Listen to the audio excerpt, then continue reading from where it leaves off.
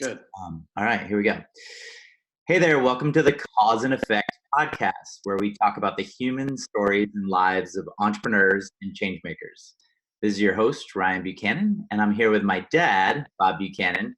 He happens to also be the best man in my wedding 19 years ago, and my life and business mentor, who invariably has a life lesson in nearly every conversation we have. Can be exhausting, but it's endearing. Dad is a third generation real estate developer and has run Buchanan Partners in the greater Washington, D.C. area for nearly 50 years. The core of what Dad believes in is family first and community a close second. Welcome to the show, Dad. Glad to be here. I'm anxious to hear how you're going to show all these great life lessons. Yeah. So part of why I'm interviewing Mom yesterday as an entrepreneur and you today is the folks that I interview on this podcast. We have created kind of a community of getting together once a month for digital happy hours in this whole new coronavirus world of not being able to see each other in person. And one of the things that we start off with as we go around in a circle, I guess on a Zoom call, that kind of circle, but is what's good in your world. And so for me, my answer is that this has brought family closer together.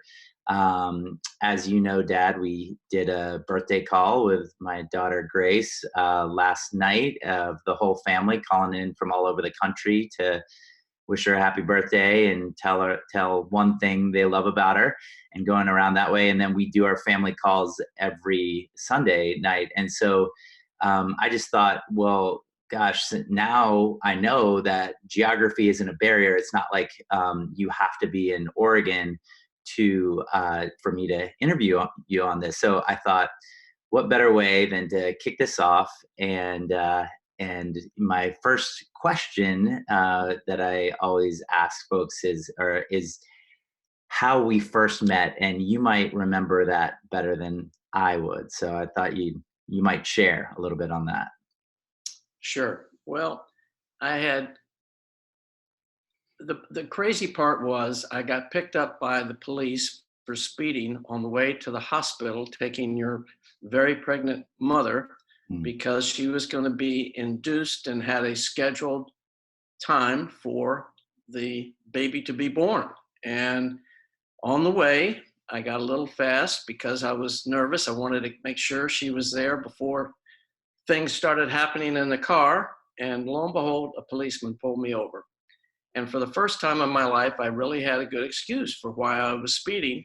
And the officer offered to lead the way if that was necessary. And I said, no, I'll drive slower, but thank you very much. So that was on the way to the hospital. And then when you were used to a lot of police interaction though, right? So this was not a problem. I was not used to anything like that. I was mortified that I had been picked up by being careless, actually. Anyway, at the hospital, Mom and I had done this child preparation Lamaze, and where the husband participated with the wife and helped the breathing, helped calm, and all the things that we had trained for your delivery.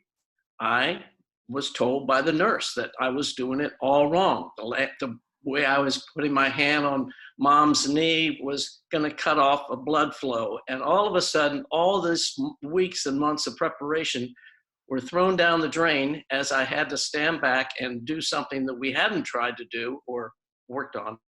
But it worked out fine. You came out just fine and healthy. And once again, the miracle of birth proved itself. And here we go. Yeah. Yeah, no, it's great. I love the family lore of these stories that we can relish as we tell them now. One thing the doctor did say that I thought was something I had never thought of. You were coming out so fast by the time Mom was induced, and the doctor didn't even have time to put on his gown, his mask, etc. And he said, try whistling. And Sharon's trying to say, why whistle? And basically the doctor said, have you ever tried to take a crap while you're whistling? You can't do it. So that'll slow the baby down. So never heard you that part of the story. you were the whistling man. Great. Okay, that's a great visual. um, so you are a man who's known to go deep right away. So I thought I'd follow in suit. And you and I were having a phone conversation a couple weeks ago about spirituality, and I was digging deep on that, and it ultimately led to kind of life purpose. And what I picked up from you in that conversation was kind of leadership is everything, and really being a leader in the community, leader in your family, things like that. And so I just wondered, what do you want to be remembered for? Let's say you've got 20 years left on Earth, and you're intentional about a lot of things. And so I just wanted to kind of boil it down and see what you think will be the thing that really sticks with your life. Well, first of all, leadership isn't everything. Sometimes you need to be a good follower. And I cite that because I had a college roommate who became Mr. Planet, and he later became dean of the School of Environmental Studies, and a bunch of us raised money so that he could bring in the best faculty and students. And the long and the short of it was, he was so far ahead of anything I could have ever imagined that I just simply said, what can we do to be the best followers you can have? And he basically said, raise more money for me so I can have the funds to build this program to where it is world class. So I don't want to just dwell on being a leader, because I think sometimes it's just as important to be a good follower. Having said that, I do feel that I was groomed to be a leader, both from my father's leadership in his business. He was a home builder and became president of the National Association of Home Builders. So I was aware of the leadership ladder, if you will, and that was always intriguing to me. And then serving in the Navy and being in a leadership position there, and then coming back and working in the development business. Didn't follow my father's footsteps, kind of went my own way, but I was surrounded by good leaders in the community doing work in the community, and that led to my involvement in public-private partnerships, which really established my leadership as in the community. And so I guess you asking about legacy, I would like to be thought of as someone who is a go-to person when you need help, and he's there for you, whether you're family or a friend or a business associate, that I'll do my best to come through in a time of need. And I think, again, though, being a good citizen is also something that means a lot to me, because I think in being a good citizen, that's where you're trying to do things for your country. You're trying to do things for your community. You're trying to do the best you can to make that part of your world as successful as it can be for whomever. Yeah, I brought along this little book that I did for you on your 70th, and asked family members and friends throughout your life. And I think what I kind of took away from people's stories of, different parts of your life and kind of life moments that were really special to a lot of people, probably 40 plus people who wrote in. I think you were on target. It's that sense of loyalty and consistency and kind of being a rock for others. And when I did the podcast interview with Mom yesterday, that's what she described as, you're her rock. And I think a lot of people in the family would say that, and your close friends would say that. So I think that's kind of what you're getting at. I think, you never really know what people are thinking, and the best you can do is be open and honest, but also as you listen to people and try to understand what they're issues are and being responsive to it. I think that's part of being a good leader or manager or friend. And I think I've been lucky enough to have been around some pretty wonderful people who I learned from, and that was some of their skills were making sure they heard accurately what I was trying to say, or they wanted to make sure I heard them accurately. And Mm-hmm. Cool. So next question, we're going to kind of shift. I mean, from a business standpoint, on a specific element that's gotten a ton of press nationally. You helped to found a community organization around economic development group for Greater Washington, D.C. area, which is known as a political town and not necessarily like the heart of business in the country. And so you're trying to kind of brand the region as being relevant to business and all that. And you were a key contributor to helping to bring Amazon's HQ2, their second headquarter, to the greater DC area. And I'm a little bit surprised you didn't mention that as part of your legacy, because I think that's kind of a specific thing that is really huge for the region. I was going to have you describe like how it came to be and your role in it. well, as I mentioned before, I've been involved in a lot of public-private partnerships, and one of those that I was involved in when Amazon came out with their request for information, they called it. I was chair of Montgomery County Economic Development Corp. And one of the things that turned out to be unique about this whole thing was it was the most far-thinking, innovative request by a company looking to see why it should locate where. And it really forced all of us in responding to that to look at things that we never looked at before. And one of the things that I was very impressed that we did, and I was a part of organizing that, is instead of marketing the region by individual jurisdictions, we went and commissioned through the Council of Governments, which is the overall political Congress, if you will, of the local jurisdictions, hired a company called Data Story to do an analysis of the region as a whole, where we lived, where we worked, the cost of living, the educational scholastic attainments by our workforce. And instead of pitting Maryland against Virginia or one of the counties against each other like we normally do, we just sold the region. And it was the first time the region realized how many assets it's had that were unknown to many of us.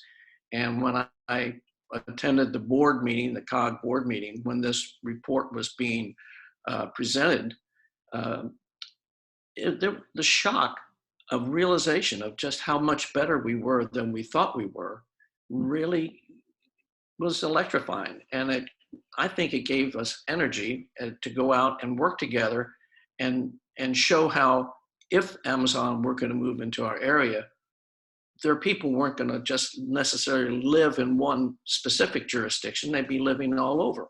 And the quality of life and the caliber of our workforce eventually caused them to give us to be on the short list. And on the short list were 3 jurisdictions in our region. And so we all felt that we had won. And I think we learned a lot from Amazon. And one of the things I learned was the importance of workforce development. How does academia interact with the workforce? What can we Amazon, how can we know that we're going to be hiring the most innovative, talented workforce from within this region if we locate there?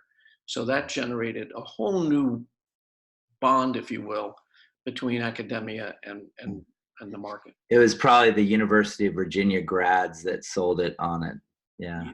Well, let's just say it was more than that. And Virginia Tech, much to the horror of Mason and other UVA, Virginia Tech was poised, ready, and willing to bring in $1 billion campus, if you will, which is not too shabby. And they're going to be very innovative.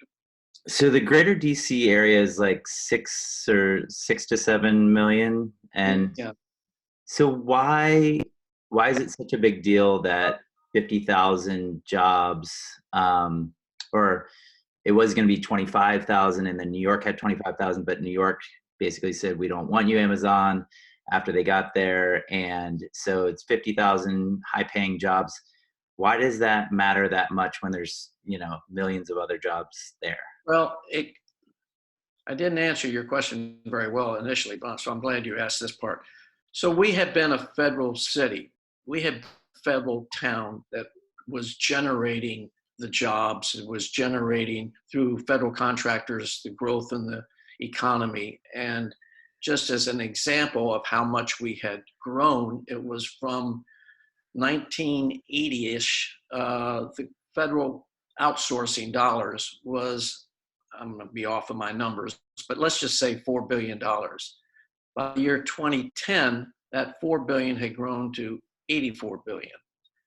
So that was a huge growth for us, and especially in the real estate, commercial real estate, because of office growth and stuff like that. But we were so known as a federal town that no one thought we could do anything else. Yet we have the highest hospitality, number of hospitality companies here. We have a lot of startups, people who have very entrepreneurial like you, who have wanted to work here and provide services for better software, if you will. Anyway, How helpful was it to have a prominent leader say, drain the swamp over and over again? This was before his time, thank God. But the point was, and you asked how we were 2030 was trying to rebrand the region for something other than being a federal city dependent on federal contracting.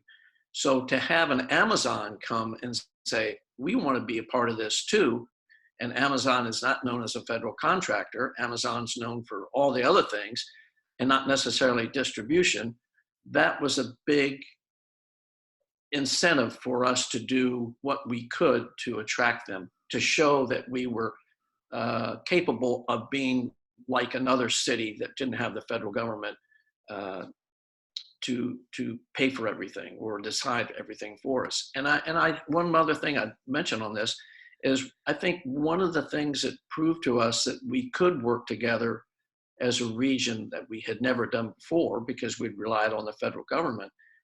There was Metro funding. Our transit system is called Metro, for lack of a better word, and rail and bus. And every year they had to go hat in hand to get the funding for their budget that year from the jurisdictions and some from the federal government. And we determined that we would never be able to, those of us involved in the HQ2 process, said we're never going to get an Amazon to come and take us seriously if our transit system is living hand to mouth. We have to have dedicated, sustainable funding. So a group was formed called Metro Now to make that happen.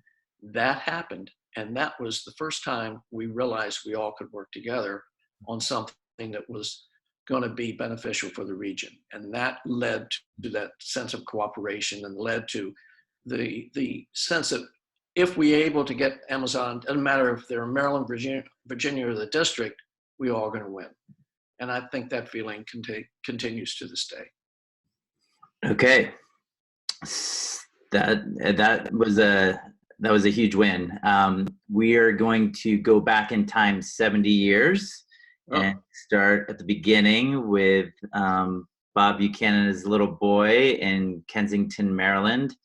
And I just wanted to give our listeners a sense of what life was like back then. You have 3 younger sisters and, mom and dad who are super engaged in the family and a very loving family. But what kinds of activities were into and what was it like way back yonder? Way back. Well, I'm sure I won't say half the things I probably should say, but mom had 4 of us in 5 years. So we were and I was the oldest, and I was the only boy. So we were, I would say, very similar to all the other families, the middle class family. School education was really important from our family standpoint, because my father was lucky enough to have gone to college during the Depression. My mother couldn't go to college because she got a scholarship but wasn't big enough for her to attend the school that she had been accepted to. So education was a big deal growing up. And the fact that my mother's mother, my grandmother, lived with us for a part of the year, and she was as well read and and loved education as the way forward in life. So I grew up with more focus on school and reading and learning to write as sports, as other things. And my father was becoming a successful home builder, and he was very busy. And I don't think we realized how well off we were until later, when I saw how differently I had been sheltered from some of the issues, I'll say inner city issues. We were living in the suburbs, and I was able to go to a good school. And looking back, I thought I was very normal, but looking back, I realized I was very special to have had the caliber of education and the safety of the neighborhoods and the sense of growth, as my father did well in business. And we were able to travel some. And that picture you showed of the book, he was a big fisherman, and that was a fishing trip where we were able to go on. So It's funny how the perception of your kids, and I've said this before on with one or two other folks who've been on this podcast, but to me, and I think some others in the community might see you as this very serious businessman. So it just there's a lot of other parts to you, but I mean, there's an element that I think you, as the oldest child, you were a little bit more serious than like mom being the youngest child, and I'm the youngest child, so I am not as serious at all as you. But what was the family dynamics like with you and your siblings? well, being the boy and being the oldest, I was raised to make sure my sisters were okay. I was raised to take care of your sisters, make sure they're going to be okay, and we're counting on you. And I got that at a very early age, and so we were all pretty close. And I was lucky enough that they didn't cause me much harm, and didn't tempt me to do bad things, because we were all pretty close, and they've done very well. And to this day, I think we're lucky that we have stayed as close as we are. Mm-hmm. So I know this question, which is a super basic question that all people get asked in America, I feel like at some point, but for whatever reason, it kept you up at night when I shared it with you a few days ago. But when you were 8 or 10-year-old boy, what did you want to be when you grew up? You know, I really can't remember, and to be honest with you, other than the typical thing. Maybe I was going to be a cowboy, or maybe I was going to, later on, I read a great novel and I wanted to be a spy, and then I thought about being in the military, but they were fleeting. I just wanted to do well in school and see what the options were. And at one time, as much older, I figured maybe I'd go into my father's business, but then I didn't think I wanted that, because I wasn't anywhere as near as good as he was, and I didn't know what I was going to do. I would just press myself to get as successful as I could in the schoolwork. And fortunately, and we'll get into this, but fortunately, my dad had convinced me to go into the Navy right after college, so I could be exposed to a lot more than I had been. As I said, looking back, I was probably more sheltered than I realized, and getting exposed to the world through the Navy was an eye opener. So you talk about school a bit. You went your dad went here as well, I believe, but you went to an all boys school in Bethesda, Maryland called Landon. And you're one of the few people I've ever met who is so committed to that school, like 60 years later, with the alumni network and doing reunions and all of that. I mean, a lot of us, I don't know, my connection was closer to my college friends than high school. But like, how did a school like Landon create such loyalty for you? Yeah, let's see Okay. that. Well, I can answer that, but I also want to say, I think I sent you all an email when I left my last Yale class council meeting. So I've become close to my college group as well. But Landon's, there were fewer of us, and I'll just give you one anecdote that maybe it will explain why I stayed so close to Landon. So at our 50th reunion, we hosted a dinner at our house, and there were 42 of us that graduated, and some 33 attended the 50th reunion. And we had a dinner, and one thing led to another. And some of us stood up to comment on what Landon had meant to us and how we had gone and been successful in life from the things we learned at Landon. And at the table I was sitting at, there was one of my classmates had brought his wife for the first time to a reunion. And after about the fifth person stood up and talked about honor, integrity, and the values he had learned at Landon, she leans over to her husband and said, "I thought you were the only asshole with these values. I can't believe I'm listening to 430 other guys sound just like you." And it made me laugh because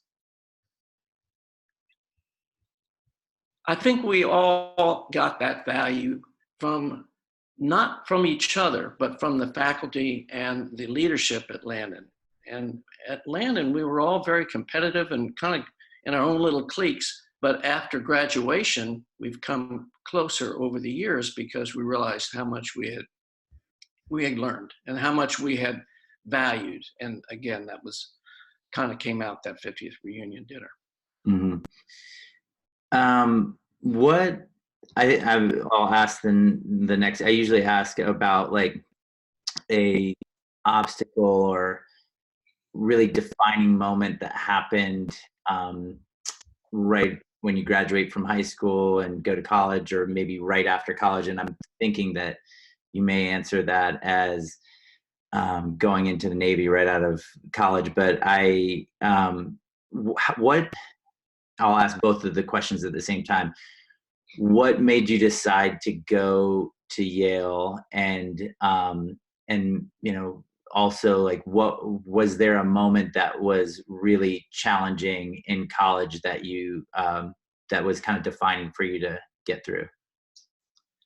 So I applied to 3 colleges, Yale, Princeton, and Cornell. And I got early accepted at Yale and Princeton, so I withdrew my application to Cornell. And the reason for Yale was I considered it the best I could get into. And Princeton was also a great school, obviously, but Princeton had the same suburban campus that Landon had, and Yale was a city school. And I thought, okay, I'll learn more from that environment than a continuation of my Landon environment. But I had worked so hard to get into college and drove myself so hard that I got into Yale, and I kind of coasted for 2 years. I didn't like what I was doing. I was taking economics because my dad wanted me to go into business, and you had to have an economic background to be successful in business, and da da da da da.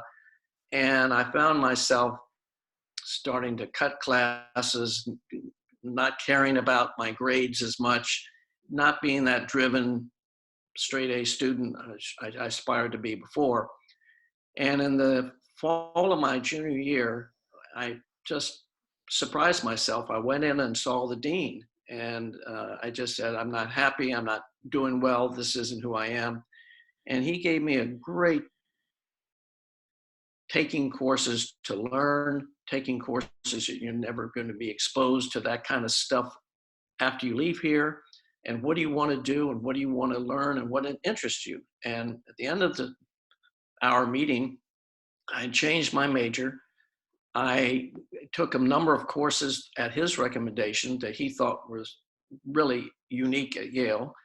And it changed the whole outlook towards education. My grades went from B minus, C plus to A plus, A and A plus. People couldn't believe I was doing as well as I was. And I was delighted. And I took a history of art course that got me into art and architecture. I took political science courses that really helped me understand how things worked in the public sector.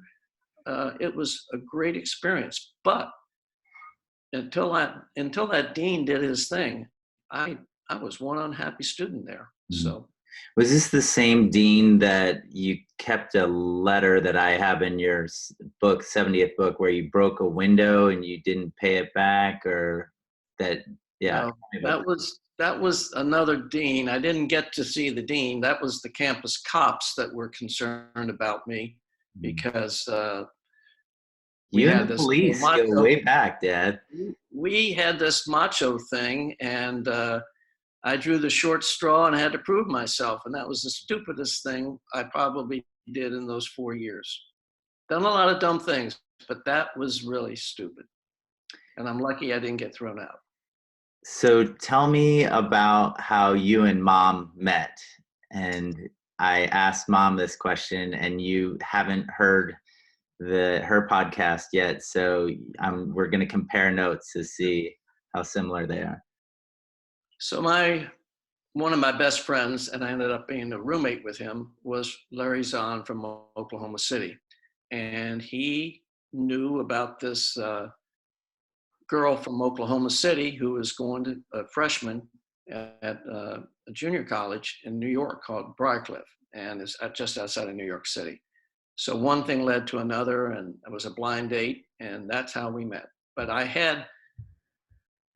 jumping way ahead, I had also grown up the son of a mother from Kansas City, Missouri, and a father who was from this area who fell in love with her Midwestern values and ways. And so I was comfortable with the Oklahoma analogy, if you will, me being from the East and me being exposed to those Midwestern values. And Larry Zahn epitomized all those fun things about the Midwest, smart, capable. And then when I met Sharon, it was a continuation of that. Although I didn't think we'd ever go anywhere because she was seeing the world. She was doing everything she could to get outside of Oklahoma to see the world. And she was not wasting a minute of college. She was taking it all in.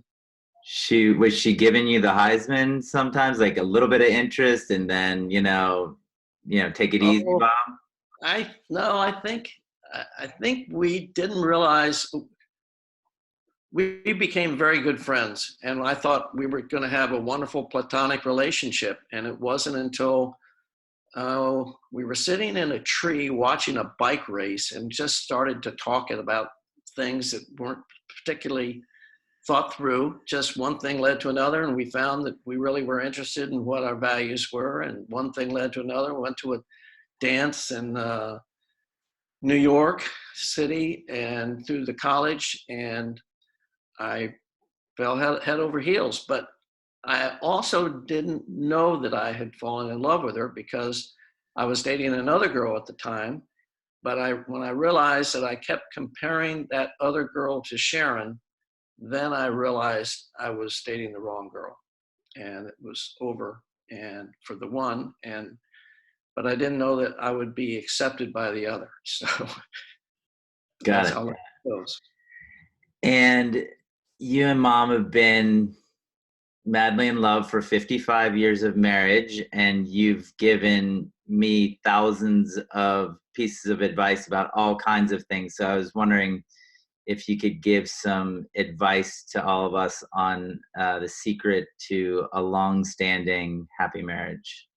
Well, your mother doesn't like me to say this all the time because I use this adage more often than I should. But if you feel lucky to have, if each of you feels lucky to have the other, chances are that's going to work out. And I make that not just for my wedded happiness, but also partnerships and doing business with people. If you feel lucky to be doing business with the person you're doing business with, chances are things are going to work out fine. And in my case, I've always felt very lucky that Sharon and I have been married, and she's introduced me to so many things that I never would have been involved in had it not been for her. And it's really broadened my life, and the birding, the art, you name it, travel. But I've always felt very, very lucky. And when you feel lucky, you don't have bad days. You at the end of the day, you're lucky to be with the people you're with. Mm-hmm. Yep, that's good stuff. I like it. This is a bit of a shift from talking about love to maybe more loyalty and values and country first. But why did you decide to go into the Navy right after college? And I didn't think about it until now, but wasn't Granddad, even though he had polio, he was in the Coast Guard, or? Yeah. He served in the Coast Guard because he couldn't be in the Navy, but he wanted to serve. And I think it wasn't my decision as much as it was my father's decision. In my elite education, having gone to a private boys' school and then being able to go to Yale, my dad wanted me to be exposed to and be able to serve the country, and at the same time be exposed to people who did not have that elite education, but were just as smart, if not smarter than me. And so I enlisted in a program called ROC, Reserve Officer Candidate, and in my sophomore year. And in order to become an officer, you had to both go through OCS in the summer and graduate from that, as well as you had to graduate from college. If you didn't, you were going to be an enlisted person for the term of your tour. And if you did pass those things, you would get a commission as an officer. So that actually helped me a lot, being an enlisted man and seeing how men reacted to the leadership they served under, and what impressed the men as to what a good leader was. And so I got that perspective, as well as being a junior officer, of course, getting the perspective from senior officers of what they expected of me. And it was a huge training life where I was being led by the best of the best, especially when I got into special operations. And I was fortunate to be in some amazing scenarios under leaders, and in some cases, my men and me, where I really got something I never could have gotten in an academic environment. So the Navy, I ended up extending my time of service to go to language school and then do the special operations. But that probably gave me the commitment on what a leader needs to do and the confidence of leading that I wouldn't have had otherwise. Yeah, in our long conversations, it seems like the Navy was a really defining moment. It was 7 years. And 6 years active, but then that you have told a lot of stories of some commanders of what you learned what not to do at all, and there's probably more of those than a few examples of like really great leadership. Would you share I know all of your stories have morals to them, and some of them I forget, but I don't know what the moral of this story, other than it was like a very traumatic experience where you were supposed to be on a plane in a mission where you got pulled Mm. from it, but your men went anyway, and none of them came back? Or I don't know. There's certain stories from Navy that stick with me, even though I can't piece the whole thing together. Well, that was so I ended up serving on a aircraft carrier, serving on submarines, and then ended up doing some flying missions as well. And one of these missions was flying along the Korean coast, down along the Chinese coast, and landing in Bangkok or Taiwan or somewhere, and then returning. And when we flew down, and we were doing both COMINT, which is communications intelligence, and SIGINT, which is signals intelligence. And the gist of these trips was to test what the capabilities were of the Koreans or the Chinese or whoever. And and they weren't thought to be that dangerous because we weren't at war with Korea or the Chinese. And it was crazy, though, when we would fly into other parts of Southeast Asia, where you would hear, the men in the field and actually have flak being artillery being fired at you. But Korea and North Korea and China were not threats. So we This is flew during the down. Vietnam War. Just Sorry, yes, this is in the 67 to 70 timeframe. And pardon me. And when we landed on, I guess it was Taiwan, I got a message from our commanding officer informing me that he needed me back to the base immediately. Leave as soon as you could. Let the team go back on their own, because there was a surprise IG Inspector General mission that the commanding officer wanted me back to be able to help pass it. So, and I was head of a special department, and he wanted me there. So I came back by commercial and a couple other ways, and I did not fly back with my team. That a North Korean MiG came out of nowhere and blew the plane up, and no one survived. And that's the story goes further. It's kind of one of those things that, in retrospect, I probably anguish over more than anything. And that is, at the funeral for the men, a couple of days later, I couldn't emotionally get involved in the loss. And they were friends, they were great, and everything about them I should have helped memorialize their life. But all I could think about was, who am I going to get to replace them? Because I know I'm going to have to go out real quick. I don't know where I'm going or how I'm going, but I just know that I'm going to be called on, and who can I get that will follow, that will be good enough? And sure enough, 2 days after that, I've got another group, and we're heading out on a helicopter to be lowered into a submarine, going on station, because President Nixon had said, no fourth-rate military power is going to do that to my Navy, launch them. And so the Navy was launching them. And I was going out. I'd never gone from a helicopter to a submarine before, with all of my gear on my back. And it didn't land on the sub. We went down by cable, and none of the men had been trained. And it was, like you say, baptism under fire. Yeah, I can imagine. Those are very defining stories, and yeah, I can't really relate to that, but I'm sure, years later, you're thinking about stories like that, and how,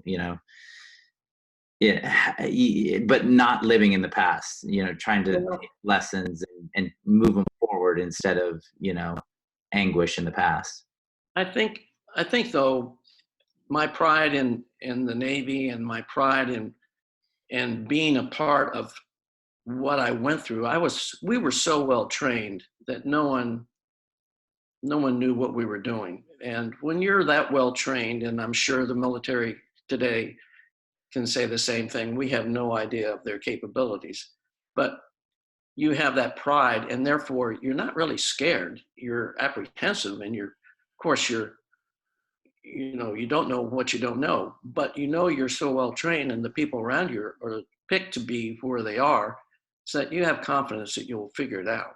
And I was lucky, and because it always doesn't work out the way you thought because of someone doing something that that hadn't been done before. In that case, we were reacting to something that no one had planned for. Mhm. So, you have this adventure of being in Sasebo, Japan, on a naval base there with you and mom, and doing a lot of these special ops trips. And it was a really kind of vibrant time of a lot of activity. And then, you know, to go from that to coming back home to work with or for your dad, like why did that happen, and why did you kind of agree to that when it seems like in a young man's life that might seem kind of boring? Well, there's a couple of answers. Number one, as I was winding down the end of my tour, it was a 3-year tour, there was a lot of interest from the military to keep me in, the CIA to be involved, for me to be in the CIA. And I was kind of burned out. I was proud of what I had done, but the intensity of these missions were such that when I came back, your mom would say, "Okay, you're mine. We're going to go traveling. We're going to go into these little Japanese villages and just get lost." And I would say, "No, no, no. I'm on call, and someone's going to need to get me." She said, "If they need you that bad, they'll find out where you are. But right now, you need to get back with me and the girls." And so I really did not want to have a life where I was away from your mom and the family. And I didn't know what I wanted to do, but I sure didn't. I knew I was at a point where I had to make a decision, and I didn't know how to make that decision. I really was floundering. When your grandmother called, my mom called, and again, back in those days, when you're talking overseas, you're literally putting the phone between your legs and cupping your hands and shouting into the mouthpiece because the connections were so bad. But she called and she basically said, "Proud of you, glad you've done such a good thing. And I'm calling you to tell you it's time to come home. Your father needs you. He won't make this call, but I am. Come on home." And first she asked me, "Do you know what you want to do?" And I had hesitated maybe a nanosecond, if that. And she said, "Good, come on home. Your father needs you." And the rest is history. So one, when your mother calls, always respect her wishes. Two, she was right. I needed to have someone like that make that decision inevitable for me.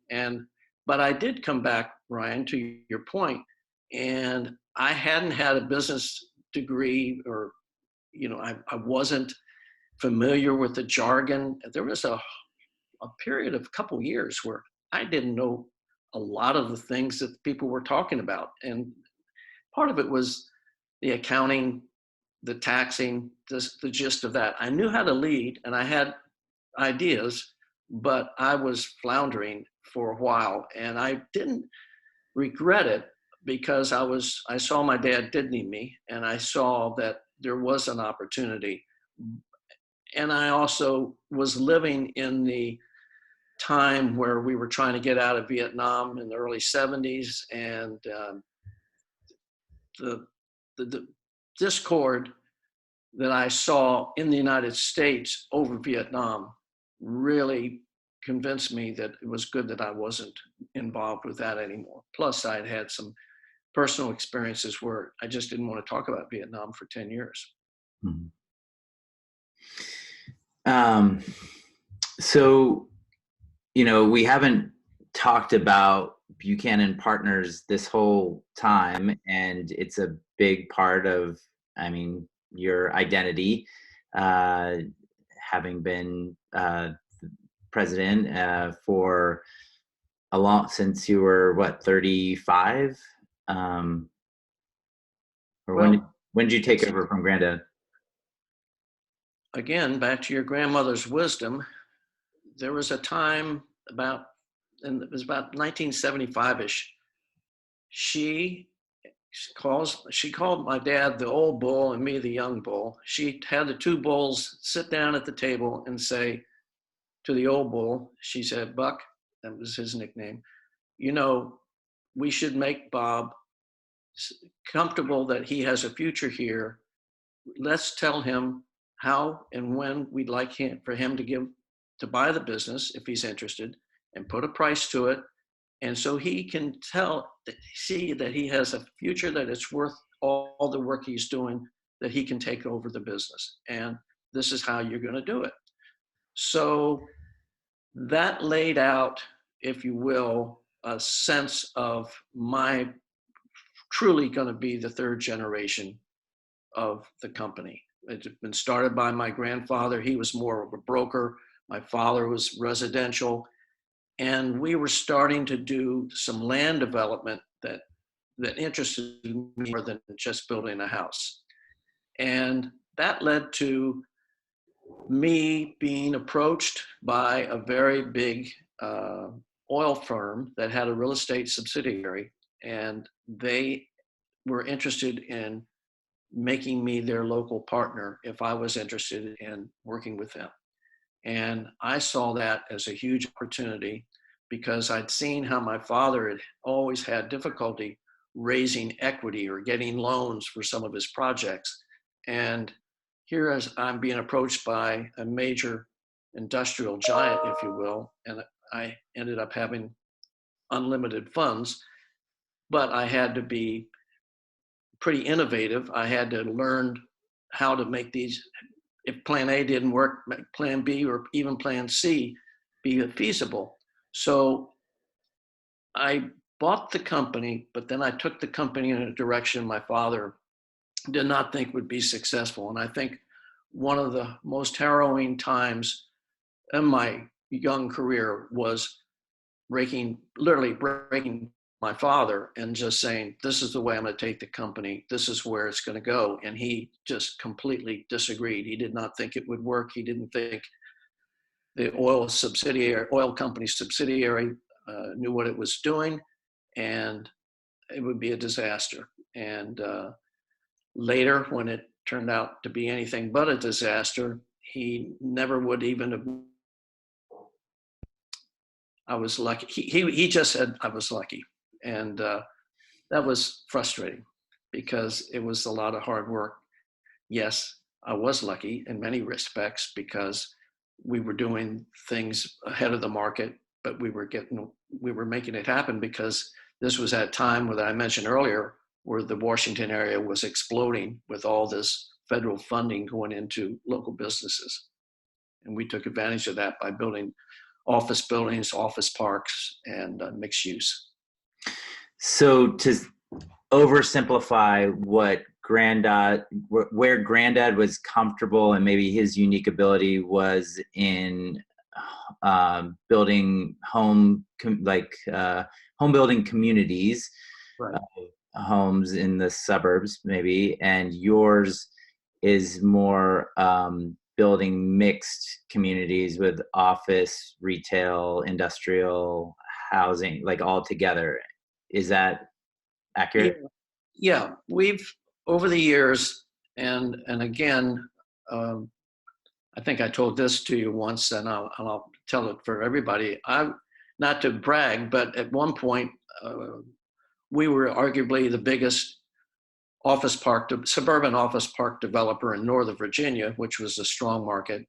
And now, when I go to those office parks, they're basically functionally and geographically obsolete because of the move back into no more suburban sprawl, more back into urban centers. And as you've seen with retail strips that are obsolete, you're seeing with office buildings that are being repurposed for residential, et cetera. Buchanan Partners has evolved into the ability to do multifamily, retail, hotel. I'm about to do some hotel development, residential, lot development, and I know I'm leaving something out, but we've had the ability to do a mix of uses at a time where some developers couldn't make the shift from their specialty into different kinds of product. And yet the business has evolved and transformed for a lot of the reasons in the past and more reasons in the future, just as we're experiencing right today with people not going into the office and yet getting whatever work that has to be done through technology and other means. That doesn't bode well for the office market going forward. And fortunately, we saw this, and in the last couple of years, we've been very involved in building up a huge portfolio of industrial and flex use properties. So back to the time when your mom and your dad and you were talking about you being brought into the company and stuff like that. How many tears did you shed when I moved to Oregon and my sisters were in Lexington and Seattle at the time, and the window to have one of your kids be part of this kind of not evaporate, but it just didn't work because we were each creating our identities in other cities and other industries. But it was like, had you thought or dreamed about one of your kids being involved in the business? No, not really. I didn't know what. You can be honest. I mean, you can tap into your emotions right now if you want. I was surprised. I was surprised, but not disappointed that no one wanted to have anything to do with it. And that, as I found out, for a very good reason. You all had seen what I had gone through with my sisters, and you did not, with my owning the company and they're not being involved with the active operations of the company. And you didn't want to have that experience. And I appreciated that. And I would also have to say it led to my being receptive to my partners coming in the late 90s and forming Buchanan Partners out of Buchanan Company. And that led to this diversity and this amazing growth. And I would say there's no way I could have envisioned this without the partners coming in and pushing it, because one was very financially oriented, one was more in construction, and we now manage, $1.5 billion worth of projects, and I never would have been able to have accomplished that had I not had that diversification. And I think, to my credit, when they came in, I said, we're going to be doing this a third. And they said, you've got the name. Why are you giving us a third, 2/3? And I said, because we're all going to be doing whatever it is we do, and you're going to be earning it. And I might have the name now, but you all will be helping to grow and make it what it can be. And I think that sense of appreciation, as well as a feeling of, I felt very lucky that they came in and pushed me to be more broad and take advantage of some opportunities that I was not taking advantage of. Do you think, obviously we rebranded as Thesis, which was empowering to the up and coming leaders on my team.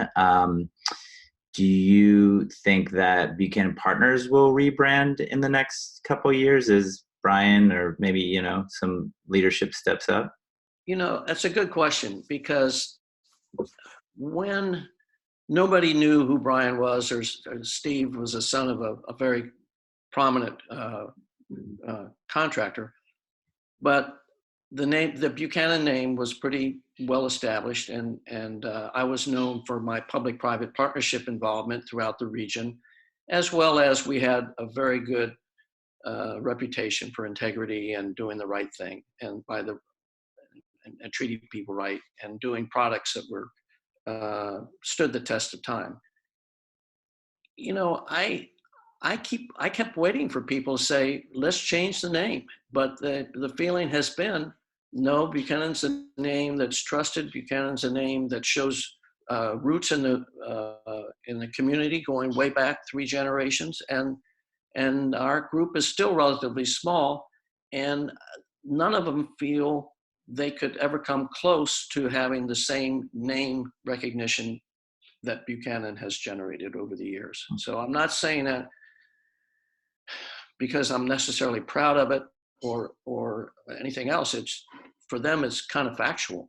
And as you witnessed by that ULI award a year and a half ago, has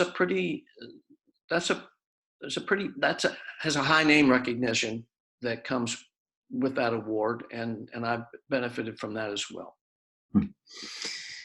Okay, this is one of my last questions, and I'm surprised we haven't gotten to any questions where we've really made an easy conversation harder, because you're really good at that. I remember one time I'm walking out back in the woods behind the house here at Black Butte, and I was just like, oh, I think in, you know, a handful of years I'll partially retire here, and it's just dreaming and it's fun. And you said, that is the stupidest idea I've ever heard. I'm like, Dad, I'm talking like in a little bit of time, you know. And he's just like, you're gonna lose all credibility with all your network in Portland and all. And so anyway, I'm gonna ask you a hard question in that, what is the hardest, most painful lesson you've ever confronted in 3 areas in your, I guess we were talking about business, so we'll start with business and personal life and then community efforts.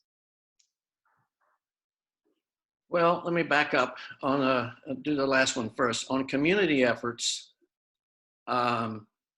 being the son of a home builder, being a developer, really has been a stigma throughout my career, not from me and not within the industry, but from others who felt the developers were greedy and too rich, and, you know, weren't any stalwart bastions of the community. And I remember when I was running for a council position in the city of Rockville in 1974, and this guy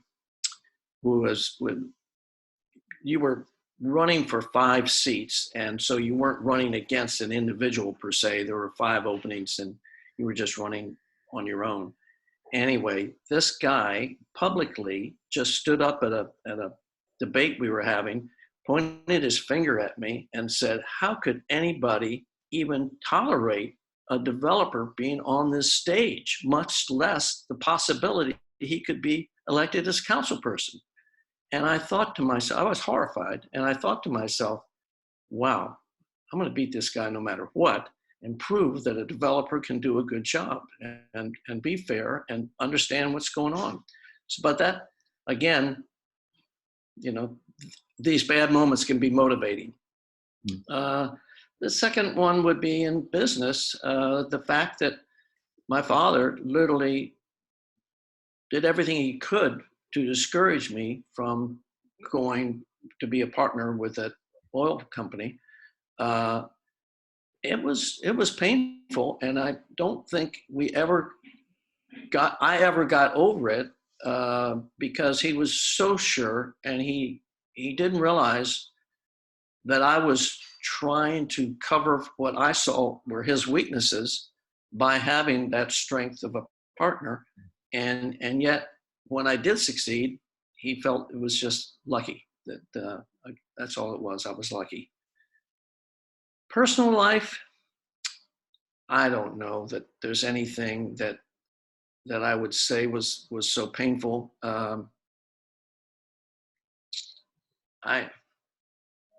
Nothing. nothing that I can really say with any meaning that I could. I guess I'll give one example. And I mentioned earlier that I didn't talk about being a Vietnam vet for 10 years when I got back in 1970. And the reason was primarily my horror at being vilified by someone who was a neighbor. And this story's maybe telling, and I don't tell it to make people feel sorry for me. I tell it because I think it happened a hell of a lot. And that was, we'd moved into the neighborhoods, 1970. We moved from Japan. Mom says, let's have a cookout for the neighborhood and an open house and have everybody over and we can serve some drinks and grill some food and yada, yada. And so we're busy in the kitchen and answering the door and serving drinks and introducing ourselves. And this guy comes in the door with his wife and I literally had 2 drinks in my hand that I was going to serve someone else. And I opened the door and he's right there. So I offered them to him and he says, hey, great to have you here. Where are you coming from? And I said, well, we came from Japan. And he said, what were you doing in Japan? I said, I was in the Navy. And he said, well, at least you weren't in Vietnam. And I said, well, actually, I did spec ops in Vietnam. And he took the drink from his wife and he took the drink in his hand and handed it back to me and said, hon, let's get out of here. This asshole's a Vietnam vet, and turned and walked right out the front door. And I thought to myself, wow, I don't think I want to have that experience happening. And I was just standing there by myself doing, why would anyone do that? Mm-hmm. Yeah. Not a proud moment in our history. So if last question is, a lot of what I try and get at in this podcast is kind of life moments from our past where it's not a surprise where we got to where we are. And, you might have already shared that with a lot of life learning moments in the Navy. It might be in family, and in your case, family business, or any of those things. But, we could end up with a life that doesn't have a lot of meaning in it and not a lot of intention in it, or obviously yours has a lot of both. And I just wonder, what kind of life moment from your past do you credit with either the grit or the independence or the whatever, that it's not a surprise where you are? Well, I think sometimes it's rare when you have your business and the people you've been interviewing have their businesses, and sometimes you're so focused on making sure that business succeeds and doing what you have to do in the immediate that you don't really give yourself credit for where you've been and where you're going, and you don't really have any of these aha moments that you share with yourself, if you will. And one night, and it was probably a time, stay alive to 95, so it was probably in the early 90s, and we were going through a real recession, and the real estate industry was really going through a big recession. And I've always been very cautious about having enough funds and liquidity to do whatever I had to do, whether to keep things going or to take advantage of an opportunity. But I was putting a heck of a lot of money into the company, and I didn't think about it very much. I just used to write a check to cover payroll or cover the operating costs, etc. But one night, it was late and it had been a hard day, and I'm writing another series of checks for pretty big numbers, and I'm thinking, whoa, you need to think about this. You're just writing these checks like there's no tomorrow and everything's going to be fine. This thing, there's no end in sight. Your wife doesn't know you're spending a lot of your reserves and the money for the kids' education, etc. What in the world is your plan? And I thought about all the things I could do. I thought could close, reduce the payroll by letting people go. I thought about maybe trying to sell off some of the better assets to be able to hold on. I didn't know. I just thought, and then I finally said, you know what? One, I don't know anything else. Everything I've done made sense at the time. I've got a great team.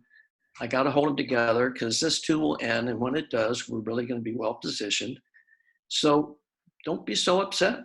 Be happy. You're happy knowing what you are, who you are, and you're lucky enough, you've saved enough to be able to carry through. That's what you did it for.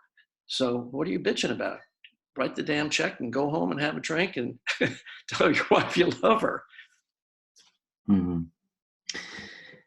Yeah, well, that's super relevant to probably have 100 entrepreneur friends, some of whom have had, in the restaurant business or the small business retail, have had to lay off their whole staff because of coronavirus and massive shutdown of the economy. And so that is something a lot of entrepreneurs can relate to for sure. Well, and I think on that note, I don't think any of us have a clue how bad this is going to be. I think it's going to be bad, and I don't think it's going to go away anytime soon, the repercussions of it. But if we do get to know ourselves better, our families better, and we do value those things that are important and pay attention to that versus being on such a fast pace that we've been on, there will be good that comes out of this. And I also think much needed change for us as a country to realize the important things and to close the huge gap that's widened between the haves and the have-nots, and to appreciate the people who really do deserve a lot more than they've been getting in the past. And I think I just hope this has been a wake-up call for our country, and that we can be far more united and far more open, and the place where if you were willing to take a risk, if you were willing to fail, you could rise up and be successful.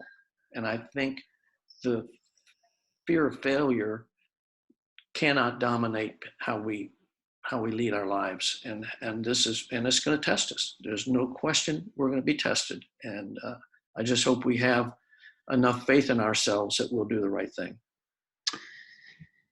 Amen. I agree. I think we often can't control what our country and our country's leadership can do, but we can be super grateful for what is happening in our family and all the family units within our larger family, and happy with the culture that we create in our company, which is like a second family and things like that. And so to pull on your Japan days and be Buddhist in the moment, of be present with what is happening there, that is great, because it's hard to live in the future and have a feeling that our memories tend to be really short as human beings. So let's just hold on to what is happening now on the good front, as far as really connecting and having, better marriages and better relationships with our kids than maybe we've ever had. So there's definitely some silver linings in this kind of crisis that we're in. So I think one of the things that's going to be interesting as to how academics respond, and how we look at how our kids can learn better, and we look at pre-K education, for early childhood care and education. I think the reset button needs to be pushed in a lot of areas, not just healthcare, but in education as well. And of course, the things you're doing with some of their many organizations of reaching out and getting people exposed to what life can be with education, with good training. I think we have to be more cognizant of the importance of that, because there's going to be a lost generation if we don't. Yeah, I think this, as we look to this decade, we might consider it being kind of a hybrid life type of decade of using, education. How can technology not be more embedded in education and e-learning, and then in person, the hybrid life of technology and in person, virtual and all that, and in healthcare and in every facet of our life. It's just, I think there's no way around it. So. Well, you're at the cutting edge of all that. You're the next gen that's going to be taking the lead, and you're going to be more comfortable with the innovativeness, the need for innovativeness. It's going to be exciting to watch you. As one who normally doesn't want to be a bystander, I think my role will be to hopefully mentor, answer questions, and/or ask the right questions to get people to think about the consequences. But you're Yeah. on the front line. Well, I would just end with how proud I am of you and Mom for everything, but especially for being able to execute this Zoom call. It's a lot of technology. And so, I'm tested to the max here. yeah. So thank you, and excited for you and Mom to now be part of the cause and effect interviewee community that you'll be joining our digital happy hours and such. So great interview. Thank you, Dad, and have an awesome day. Thank you. Good questions. Yeah. Look forward to it. Bye. Good.